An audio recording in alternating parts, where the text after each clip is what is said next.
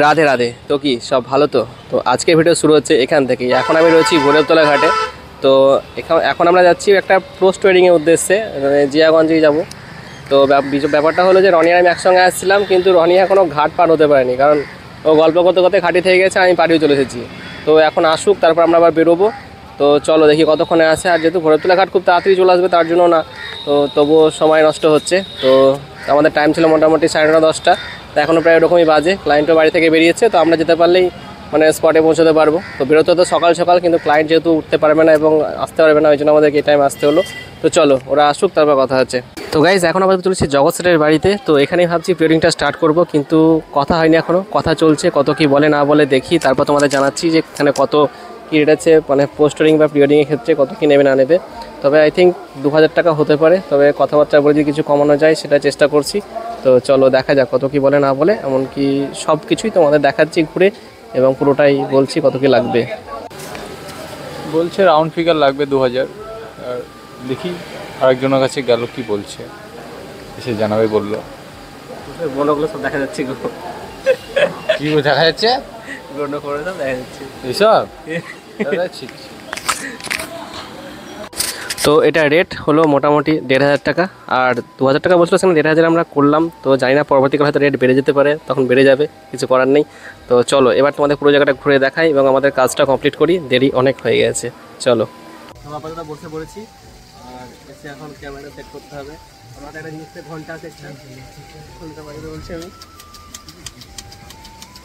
তো এই ডিজাইনের এইটাই মানে কী বলে, জিমেলটাই এইরকমই প্রবলেম। এইটা লুজ হবেই প্রত্যেকে, কারো ভাব নেই।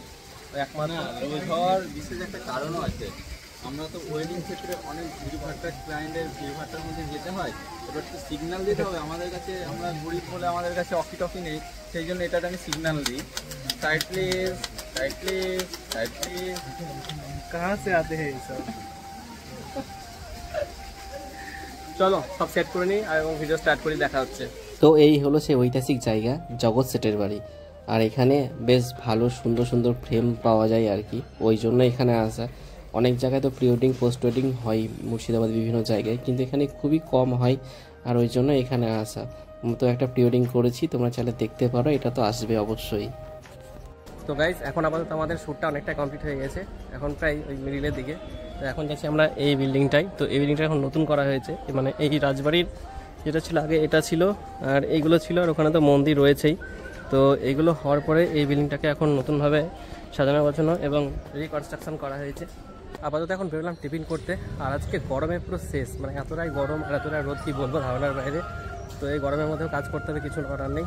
আর কী বলবো গাইস, মানে প্রচণ্ডই গরম। তো এখন বেরিয়েছি টিফিন করতে, তোমাদের বললামই। তো চলো এখন টিফিন করা যাক, যাবো এখন জিয়াগঞ্জ। তো চলো এখন চলে এসেছি সকলের প্রিয় অরিজিৎ সিং এর রেস্টুরেন্ট হেসেলে, যেটা জিয়াগঞ্জে রয়েছে। এখানে এসে অর্ডার করে দিয়েছি। এদিকে তোমার ছিল মাটন বিরিয়ানি, সাথে ছিল চিকেন চাপ। তো মাটন বিরিয়ানি কিন্তু খেতে দারুণ ছিল, আর ঝুরঝুরে রাইস, অয়েল ফ্রি বলতে পারো একরকম। আর মাটনের পিস ছিল 3 পিস। মাটনগুলো পুরো একদম টোটালি সফট, আর খেতে কিন্তু দারুণ ছিল আর কি।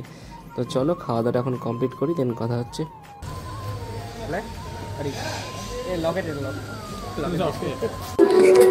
তো গাইজ এখন খাওয়া দাওয়া করে চলে এসেছি আবারও জগৎ সেটের বাড়িতে। তো এখান থেকে আরও কিছুটা ভিডিও শ্যুট বাকি আছে, কিছুটা বলতে গেলে ওই মোটামুটি অর্ধেকটার মতো হয়েছে, এখনও অর্ধেকটা বাকি আছে, সেটা কমপ্লিট করব। তারপরে দেখি কতক্ষণে কমপ্লিট হয়, তারপরে বাড়ি যেতে হবে, দোকান খোলার ব্যাপার আছে। আমার মনে হয় না আজকে দোকান খোলা হবে বলে, কারণ এখন বাজে প্রায় 3টে। তো 3টের পর এখানে ভিডিও স্টার্ট করতে করতে প্রায় 3:30 বেজে যাবে। তো এরপরে ভিডিও কমপ্লিট করে দোকান খোলা মনে হয় না পসিবল হবে। তো যাই হোক চেষ্টা করব দোকান খোলার।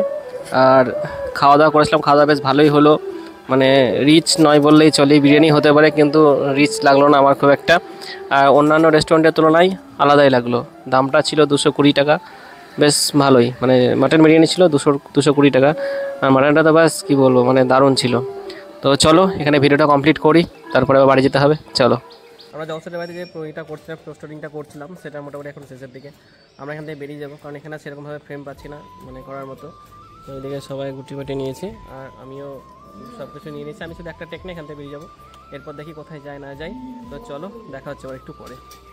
তো গাইজ আমাদের সেকেন্ড স্পট ছিল হাজারদুয়ারির পিছনে। তো এখানে এর আগে একটা প্রি ওয়েডিং করেছি, তো এখানে মোটামুটি কিছু দু একটা ক্লিপ বেরোলো আর কি, তো সেটাই নিলাম।